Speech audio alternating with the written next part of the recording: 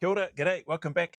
I received one of the many requests so far. This one's more recent though, from a kind supporter, follower of the channel, asking if I know anything about this particular story. The title of this video is What US Command Said When Australian SAS Saved 24 Rangers in Afghanistan. So I'm not sure what period of time this is in relation to, so I guess we'll find out as we jump into this one. 3 US helicopters got shot out of the sky on this mountain. 7 US special operators were dead before noon. 24 Army Rangers were pinned in a kill zone, watching Al-Qaeda fighters climb the slope to finish them off. And you know what saved them? Not the Marines, not Delta, not the SEALs. 6 Australians sitting on the next ridge over with one radio between them. Australians in Afghanistan? The country that had not fought a real war since Vietnam. Interesting. It's obviously a British guy. Whether this is an AI voiceover though or not, I'm not sure. Looks like one of those faceless videos, unless the narrator of this video is going to show their face a bit later on. But English voice. So let's see how we go. The country, what did he say? That had not fought a real war since Vietnam. Hey, no, it doesn't mean that they're not prepared, ready, and or willing, and or able to fight. But yeah. So again, I'm not sure when this is in relation to. Is it part of the global war on terror? Is it? Yeah, I'm not sure at this stage. Yeah, those Australians, the ones the Pentagon had nearly sent home 4 months earlier because nobody in American command could figure out what to do with them. Oh, this story gets so much darker than the official. That's strange. No one in American command could figure out what to do with the Australian Special Air Service Regiment in Afghanistan. I don't know when this is though. So the person that sent this to me, actually, I should have said, has asked me if I know anything about it. It doesn't ring any bells for me. So, but I suppose if as we go through, this is on the interwebs, but there's plenty of things on the interwebs. Doesn't necessarily mean it's true. If it is true, pretty awesome. Version. Because what those 6 Aussies did over the next 18 hours, calling in airstrikes from 1,200 meters away, walking 500-pound bombs onto positions inside 100 meters of friendly forces, killing an estimated 300 Al-Qaeda fighters with nothing but a scope, a radio, and 10 days of staring at the ground, so far outside American Special Operations doctrine that the Pentagon classified the...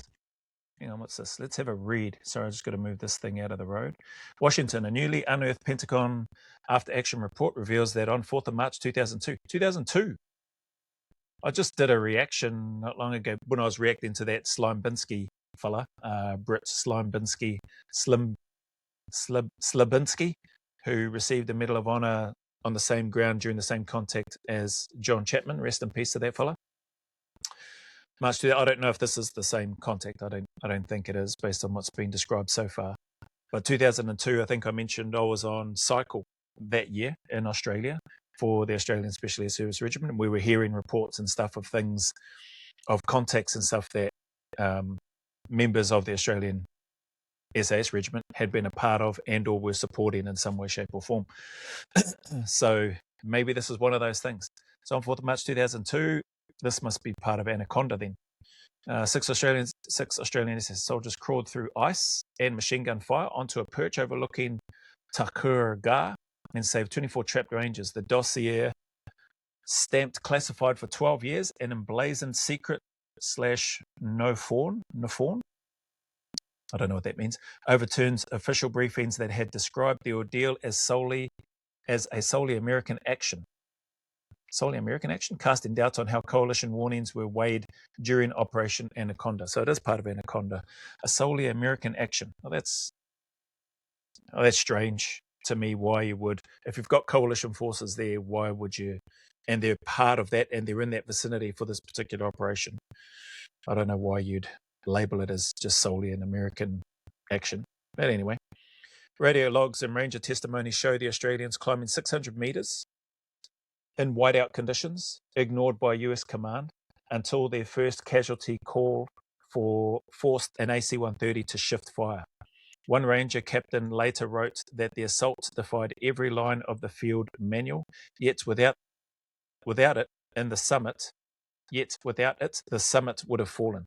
Investigators concluded bluntly coalition victory rested on 6 pairs of Australian boots. Wow. That's pretty high praise. Anyway, let's carry on. After action report for over a decade. One US Army Ranger captain came back from that mountain and said 4 words about the men on the next ridge. Those 4 words got buried in the citation. He said they saved our lives. And by the end of this video... That's unreal. I mean, I wouldn't expect anything less from basically your coalition forces and partners, especially if they know that that's what happened on the ground. A member of the 75th Ranger Regiment, if I read that correctly, come back and said, what, those 4 words, they saved our lives? The Australians he's talking about. Why you would then look to bury that or redact it in documents and whatever. I know it's showing redacted documents in the screen. It's probably just images because it just showed images of BRS and stuff, which is well after 2002. But why you would choose to hide something like that just seems strange. I don't know what the point is. Video, you are going to understand why the 3-star American general in command of the entire operation, Lieutenant General Frank Hagenbeck, eventually went on camera and said something no American flag officer is ever supposed to say. He said he would not have wanted to do that operation without them, about foreign soldiers, about a... Quite hard case. The screenshots that are coming through the previous screen just before this is pictures of obviously Jamie Pinnell, Steve Askin, the guy right in the front there from the New Zealand SAS, and you've got these other images and stuff flowing through. I get it. It's probably just to make it more visually appealing for people watching it. But even the name of the general, he said a 3-star general, looked like 2 stars on the fellow's shoulders, and it said Donahue instead of whatever the name was of the person that he's talking about, who said they wouldn't have wanted to do it without them. High praise. Why people in the US area would look to try to hide that, I don't know, if that is the case. A country with a smaller army than the New York Police Department. The Al-Qaeda fighters in that valley had a name for them. Was that a country with a smaller army than the New York Police Department? Holy heck. I didn't realize that. Men who hunted them through the snow. They called them Shaba al-Jabal, the mountain ghosts. Stay with me. 60 miles south of Gardez, hard against the Pakistani border, sits a valley the Pashtun locals call Shahi Kot, the place of the king, 9 kilometers long, 5 kilometers wide, walled on every side by ridges climbing into thin, freezing air.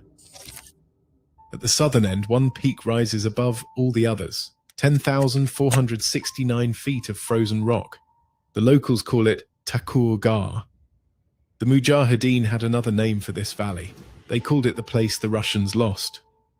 Twice during the Soviet-Afghan War, the Red Army rolled in here with helicopters, artillery, and entire battalions of motorized infantry.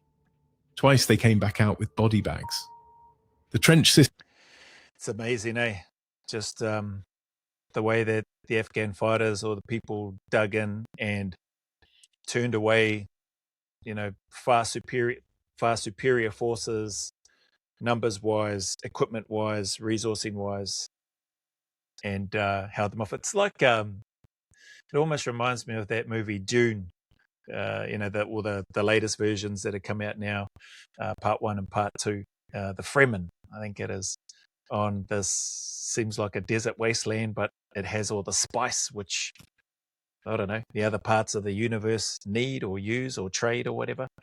But that's what, when I listen to this, and then you hear some of the stories from history from powerful countries like the Soviet Union and stuff at the time, going into a place like Afghanistan and just being repelled, basically destroyed, turned away, having lost time after time, year after year, and no matter who has gone into there, even with large coalition forces, still basically getting spanked and losing. Yeah, there's some victories along the way, don't get me wrong. Guys have done some incredible and amazing things and no doubt caused some real damage there to try to disrupt, but it hasn't ended those regimes. They still are running strong to this day. It's just incredible.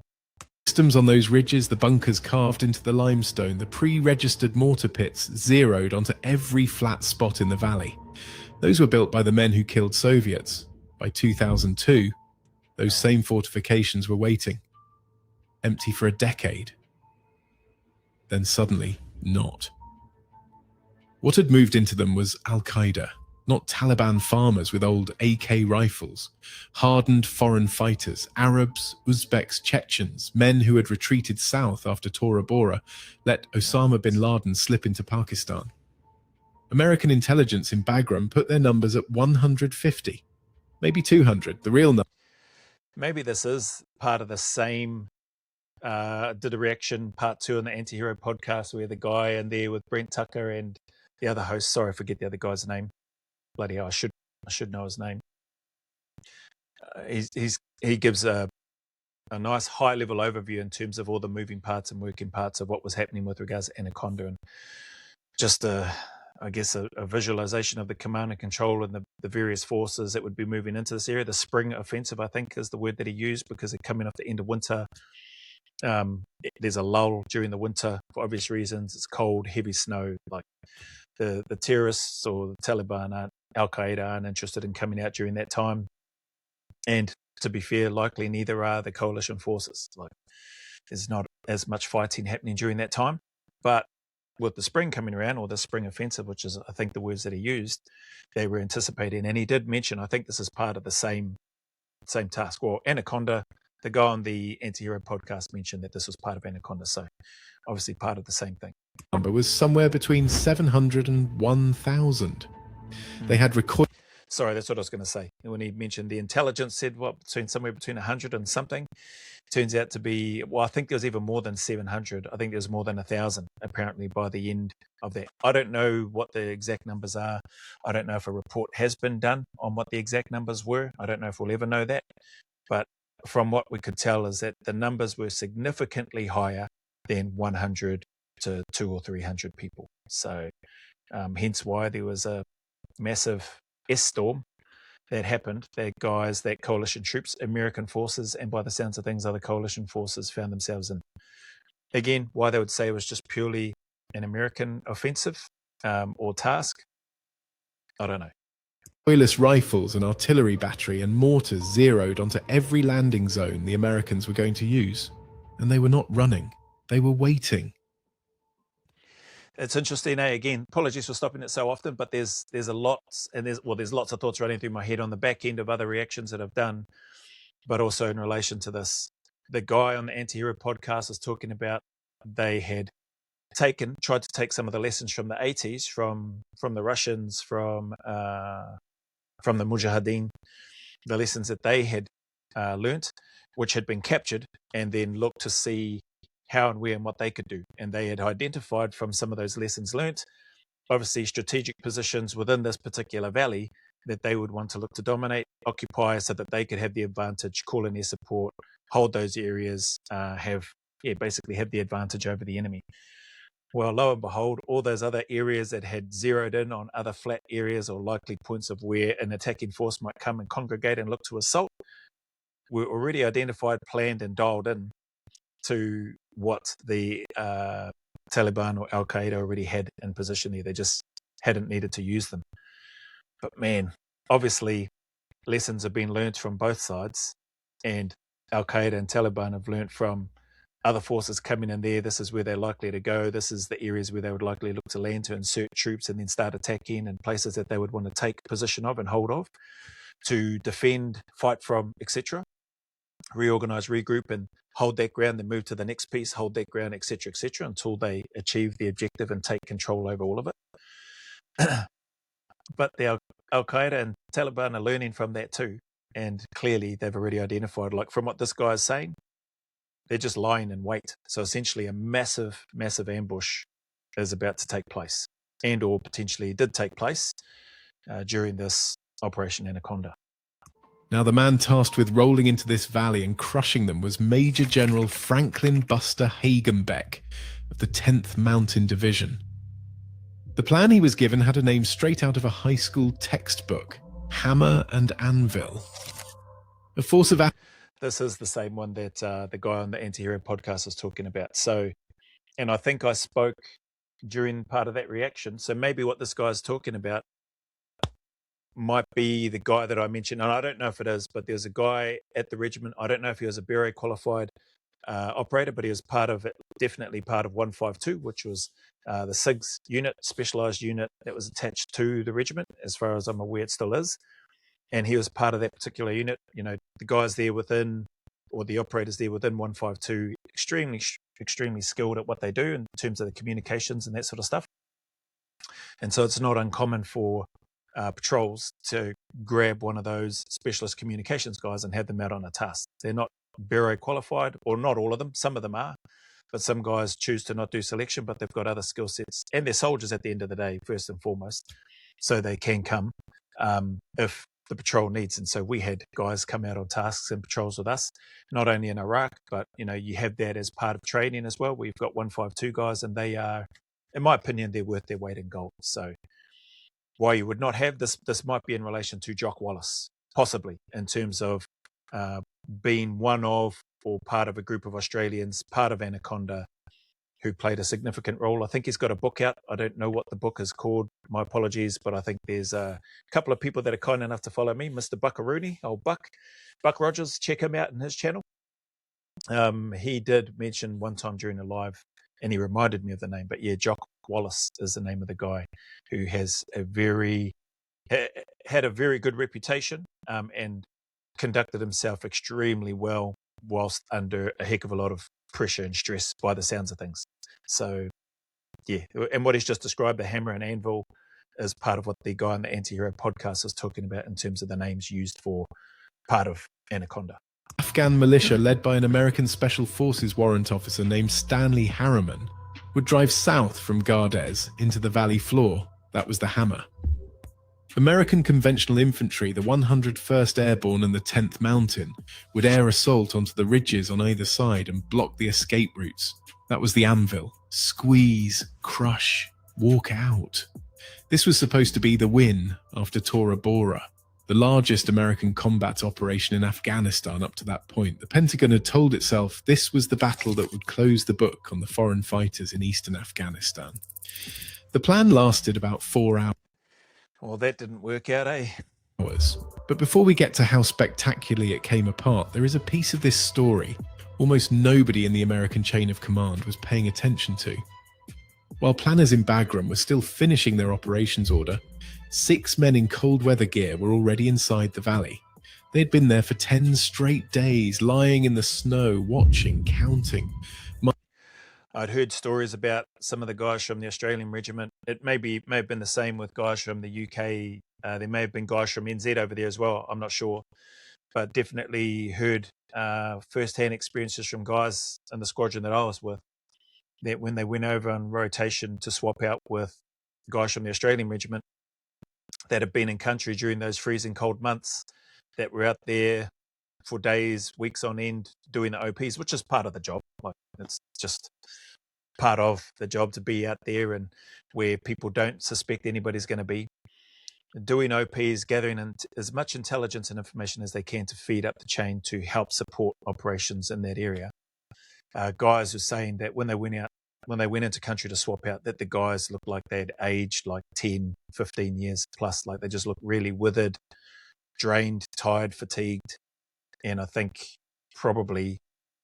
that's probably largely due to the terrain and the environment and the weather conditions and stuff at the time, the climate, etc.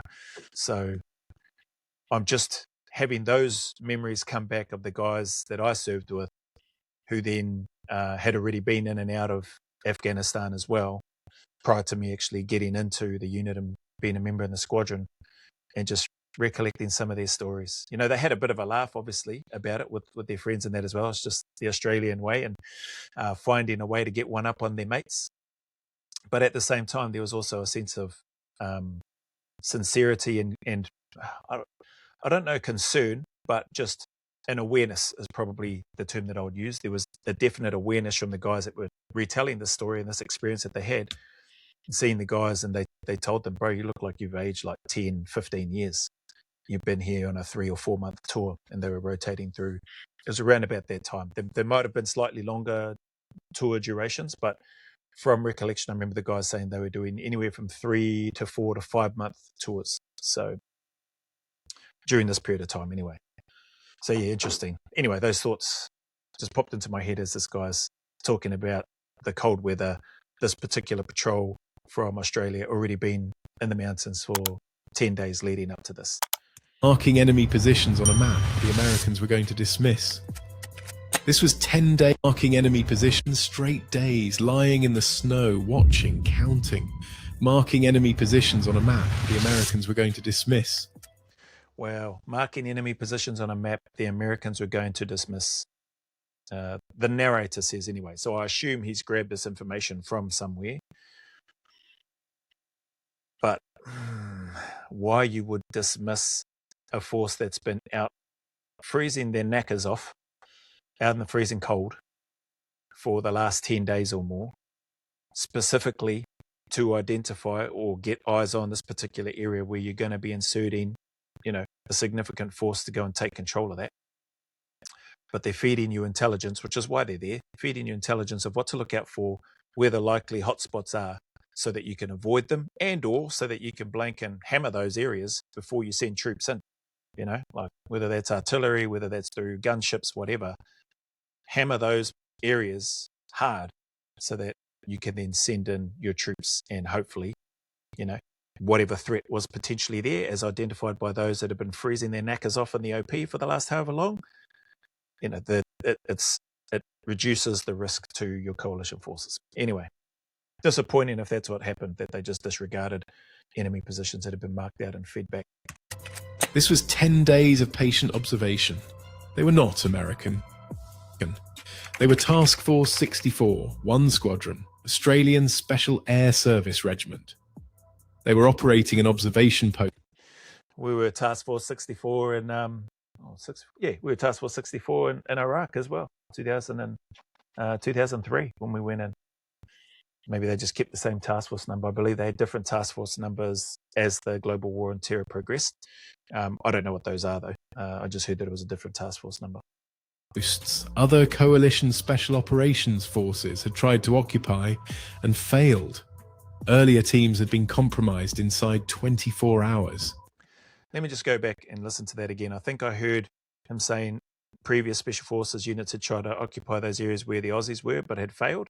Again, I'd heard, and I didn't know how true that was, but I'd heard from guys and reports that we were getting again during our time in cycle or nearing the end of cycle, that the boys from the regiment over in Australia got into places because other teams or other units couldn't. So I don't know how true that is. Maybe that is true, but I would have thought, if the Brits are there, I would have thought they would get in there. 2 SAS, that is. I would have thought if the Kiwis were there, like I'm betting, I'm biased. I'm betting either the Brits or the Kiwis and or Aussies are going to get into whatever area or piece of ground you tell them to get into. If it's American forces that they're talking about that may have struggled to get into there, maybe I'd be surprised depending on which unit you're talking about. But yeah, I'm not surprised that the Aussies are in there, just like I wouldn't be surprised if it was Brits in there that the story was about, or Kiwis. Let's just go back and just hear what he's saying. Australian Special Air Service Regiment. They were operating in observation posts. Other coalition special operations forces had tried to occupy and failed. Earlier teams had been compromised. Okay, so saying other coalition special operations forces tried to occupy but failed. Maybe during the times of those other units, American or coalition otherwise, maybe the times when they were trying to get in there, maybe there was just a lot of enemy. Maybe it was deemed untenable or unable, not possible to be able to get into there at this time. Who knows? Maybe people might say the Australians got a lucky break with regards to being able to access that particular area at that time. Who knows? Inside 24 hours. Spotted by shepherds, blown by villagers, pulled out, the Australians stayed. Okay, so he gave a bit more context there. Spotted by locals, villagers, blah, blah, blah, and pulled troops out whilst the Australians stayed. That's interesting. So either the Aussies got in there at a time where, it was believed that they weren't compromised or spotted at all, or they went in with this large force and said, well, bug ears, we're going to stay. The rest decided to withdraw, and maybe on the basis of that, the locals or the people that spotted them may have thought that everybody had gone after that. Who knows? A serving Australian trooper later told Time magazine in an investigative piece called Phantoms of the Mountains that British SAS patrols in the same theatre could last about 4 days without resupply. American Special Operations units less. That's interesting. He just said that a trooper from the Australian regiment made that claim that British SF or SAS would last about 4 days in the same climate and environment. Americans less, and Australians lasted longer. That, yeah, again, maybe that was just what happened at that time. Maybe the Brits were just tasked with a much shorter patrol. I don't know. Again, I don't know where this guy or who this guy is or where this information has come from. But it's interesting so far. It's definitely got my interest in terms of me doing a reaction to it. And again, acknowledging the person over in Australia who sent this through to me and asked me if I knew anything about it. So, yeah, this is my first time knowing about this particular situation that this narrator is describing anyway. The Australians were doing 7 on the first patrol. Some pushed past 10. This was not bravado. This was doctrine. Australian SAS reconnaissance had been refined in Vietnam-era jungle, sharpened on the Malayan emergency before that, then adapted for the deserts of Iraq and the mountains of Afghanistan. Not uncommon for SAS patrols to be out on a task, much longer than 10 days, whether that's an observation post or whatever, whether that's in a green role in the jungle type environment or whether it's out in the desert. Not uncommon. So interesting so far, the commentary that I've heard, what this narrator, who sounds like he's from the UK, has said about UK SF. Like, as far as I'm aware, they spend and can spend very, very, very long periods of time in those same sort of environments. So anyway. They were trained to live in a hide for a week and a half without moving, to eat cold rations out of plastic pouches. Again, that's no different to the Brits, to the Kiwis, I would assume, to parts of the American military, and obviously, Australians do it too. To watch a valley until they had counted every fighter going in and out of every cave, and then to bring that picture home. What they brought home in late February 2002 was a problem. The picture they had built said 3 things. 1, the actual number of Al-Qaeda fighters in the valley was 3 to 5 times what American intelligence assumed. Wow. Maybe that's why it's been so buried. Like, just hearing that piece then, I was thinking, oh no, maybe this is why the Australian piece was buried deep, because Americans don't want to be seen to have potentially have disregarded coalition intelligence, which shows that the initial intelligence that they were feeding their own forces was incorrect. But why you would do that at the risk of the lives that you're going to be putting in harm's way is just nuts. So the people in those leadership positions, again, command and control, all that sort of thing, just, they got some blinking, they should be held to account, right? They should be answering for their decisions in terms of why they potentially, based on this video, why they didn't listen to the intelligence that come through. Like, if that's the intel that you're getting, that's the whole reason you've got those forces on the ground, to either confirm what it is, the intel that you're providing to your team, and or which will provide information to challenge what it is that you've been led to believe.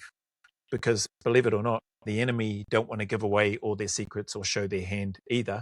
And if they can misdirect and provide communication or intelligence that makes them appear to be weaker than what they actually are, to give them an advantage for when you send a force in there, well, chances are they're going to do it, eh? Like, they're going to try to misdirect and mislead coalition forces looking to go into that area. The whole reason that you have a unit like, in this case, the Australian SAS unit, that's been sat in that OP, that patrol diary would have been going blinking flat out, hammer and tong, filling out every little movement, time of when it happened, the grid reference of what they, so they would have had things marked out in terms of what they called certain areas. They would have been calling out or noting down in terms of what they're seeing, the numbers, any weapons that they can clearly identify, time of day, movements in or out across all of those different things. And they wouldn't just wait until they've been out there for that time and then bring it back. There would be radio communications as well, encrypted, encoded, to try to give as much real-time knowledge and information to headquarters back in presumably a safer part, and then take all that information back and then have a final debrief and report or presentation to the command leaders to help them with that strategy and what they're going to do. To hear that it was potentially just disregarded is rubbish. You talk about accountability and ownership. There sounds like there should be some there. To home. What they brought home in late February 2002 was a problem. The picture they had built said three things. One, the actual number of Al-Qaeda fighters in the valley was 3 to 5 times what American intelligence assumed. 2, the fighters were not in the villages on the valley floor. They were dug into the ridges. 3, the landing zones the 101st Airborne and the 10th Mountain had picked for the air assault were already inside enemy mortar fans. The Australian intelligence officer who later spoke to Time, identified only as Adam. That's crazy. Look at all that intel that they're giving. Hey, if you put your choppers into here to land, put your force in, it looks good, but those areas are already identified and marked for mortar fire, already dialed in, zeroed in, like you're going to get hammered if you put guys there. The insurgents that you're looking to fight, they're not actually in the village. They're already up in the ridges already. So they're not down in the areas where you think they're going to be. So they got their ground bird's eye view advantages, etc., etc. That's nuts. And the, what is it, the third part, the numbers being significantly larger than their intelligence that they've provided. Far out. How and why you would disregard that is just, that doesn't make sense to me. Put it bluntly, the Americans could not comprehend that we would have the ability to go into areas for protracted times to do our strategic roles. In plain English, 10 days of intelligence built by men freezing on a ridge got mostly ignored. The plan went forward. The operation kicked off at dawn on the 2nd of March, 2002. Well, got ignored. Basically, yeah, thanks, but we've got this. That's what I imagine. Thanks, but no thanks. Thanks, but we've got this, Well done, lads, but we'll take it from here. It's crazy. And within hours, every fear those Australians had quietly raised was happening on a different ridge.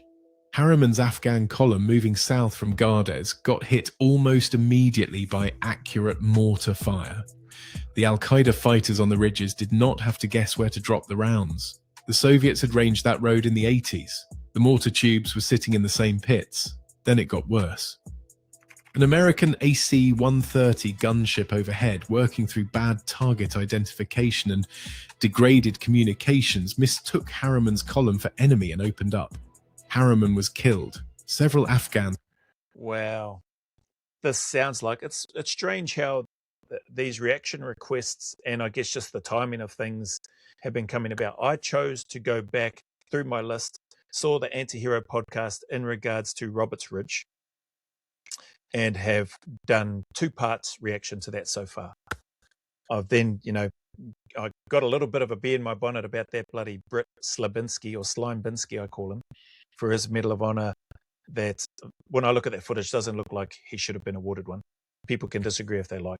Credit to him for being on the ground. Maybe he gets a different type of award or whatever, but it doesn't seem to meet the criteria the same as what John Chapman did 2 times to receive the Medal of Honor. Anyway, that aside, the guy in there that was in that gunship at that time, talking about what happened on Roberts Ridge, what he's described in the bits and pieces that I've seen so far, and I'm pretty sure I'm only about 22 to 25 minutes into that, of the 2.5 hour long interview that he does on the Anti-Hero podcast, or previously known as the Anti-Hero podcast. And then to receive this from a guy over in Australia who's a kind supporter of my channel, And I thought, oh, I'll have a look at this because this is, I don't know how new or recent this video is. I should have had a look at the thing. Maybe I'll have a look after. But it just ties in with some of the stuff that I've spoken about that I heard while I was on cycle in 2002. So not part of Anaconda, Jock Wallace, and some of the reports that I'd heard about that guy. And he was awarded, I think he's awarded the Medal of Gallantry and maybe something else as well. Rightly so, from what I've heard from people there. Hearing this stuff and just how it ties in, and the Aussies, or this particular Aussie patrol that was there providing this information, and the way it's just been disregarded. The guy on the Anti-Hero podcast spoke about poor target identification. He spoke about navigational drift or something in their systems and what they had to do, and they were bingo for fuel. And he said it was lucky that they were, because they could have and probably would have ended up causing a heck of a lot more damage and probably taking out more friendlies' lives, because he did say they ended up killing one person, which may be the person that they just described. Interesting, man. Crazy how just this particular period of time, in terms of me focusing back in on these military reactions, has worked out, and sort of what's followed suit. So, and how they're closely connected, these recent reactions are. Anyway, let me get back to this. I'm just going to go back a little bit. Then it got worse. An American AC-130 gunship overhead, working through bad target identification and degraded communications, mistook Harriman's column for enemy and opened up. Harriman was killed. Several Afghans were wounded. By mid-morning, the Afghan militia had decided they were done. The hammer was gone, which left the Anvil holding the entire operation alone. The Anvil was now landing into ground the enemy had been training to defend for 20 years. Helicopters from the 101st put infantry down on landing zones that turned out to be inside enemy fields of fire. The 10th Mountain came in under mortars. Men were taking rounds before their boots cleared the ramp. Whole platoons found themselves pinned in re-entrant positions where they could neither advance nor extract. The 3-day plan was already a fiction, and the worst of it had not started yet. That came on the night of the 3rd of March. On a mountain called Takurgar. The plan was clean on paper. Takurgar, is that the same now known as or referred to as Roberts Ridge? Sounds familiar. I think it is. Again, just listening to this and getting the different perspectives and how they all seem to connect, to me, is pretty surreal, just looking at it.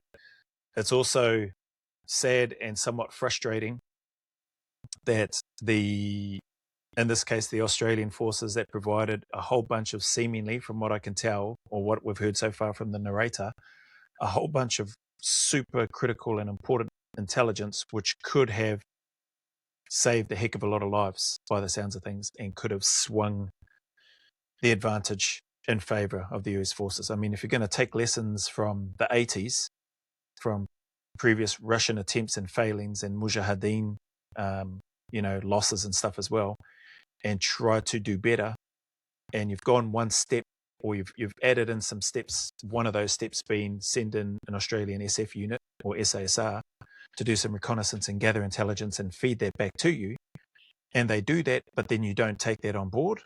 Like, they give you, hey, I think your numbers are off. They seem to be significantly more numbers. The actual enemy that you're looking for, they aren't in the villages, they're already up in the ridgelines. And by the way, the places where you're planning on landing troops as part of the hammer, those places appear to already be zeroed in to receive and get hammered with mortar fire, accurate mortar fire. Why you would disregard that? Like I said, surely there should be some sort of accountability. If this information is now released and they know that there were Australian troops, who was part of the planning, the command and the leaders that received all this intelligence and information and chose to ignore it? What's the rationale for it? I'd love to know. SEAL reconnaissance teams Mako 30 and Mako 21 would insert by Chinook onto observation posts overlooking the valley. The peak of Takurgar was the prize. From that elevation you could see every approach. You could call fires onto everything. The problem was that Mako 30's original landing zone, 1,300 meters east of the peak, got delayed by mechanical issues. By the time the helicopter, a Special Operations MH-47E Chinook with the call sign Razor 03, was inbound, the team was running out of darkness. The pilots and the team made a decision. They would insert directly onto the peak. An AC-130 gunship overhead called directly onto the peak. The pilots and the team made a decision. They would insert directly onto the peak. Okay, so that probably lines up with old Slime Binsky's comment that he said he received instruction that they needed to be in position by sunup. So they're running out of light, or running out of darkness. It's going to get light by the sounds of things. So they've got to get there and they make a decision. We're going to land on the peak. They're likely wrongly assuming that there's nobody there. But this sounds like the same area, and the footages we're aware of from the ISR that captures John Chapman's heroic acts, earning him, 2 medals of honor. Whether or not he's been awarded with 2, I don't know. I don't know how that process works, but he definitely 2 distinct actions that warrant him being awarded 2 medals of honor. Oops. The pilots and the team made a decision. They would insert directly onto the peak. An AC-130 gunship overhead, call sign Nail 22, had swept the summit on infrared and reported it clear. It was not clear. The Al-Qaeda fighters on top had drawn blankets over themselves to defeat thermal imaging. They were dug in positions, bunkers, a DSHK heavy machine gun, an unknown number of men. The Chinook touched down. 3 rocket-propelled grenades hit it inside 10 seconds. The right turbine died. The cabin filled with smoke and hydraulic fluid. As the pilot fought to lift off, a SEAL named Petty Officer First Class Neil C. Roberts, 28 years old, from Woodland, California, slipped off the rear ramp. Okay, so that's, I'd heard that he had fallen out. So this guy, Neil Roberts Ridge, wow, slipped off the back, young fella too, slipped off the back, and hence why I think they then went back into go and try and retrieve Roberts off there. Man. Roberts, 28 years old, from Woodland, California, slipped off the rear ramp. He fell roughly 10 feet to the rock. The helicopter was already gone. Roberts was alone, on a frozen 10,000-foot peak, surrounded by enemy fighters, with his weapon, a few magazines, and 0 friendly ground forces within 4 miles. What he did next is the reason the mountain is now called Roberts Ridge. He fought, in the dark, alone.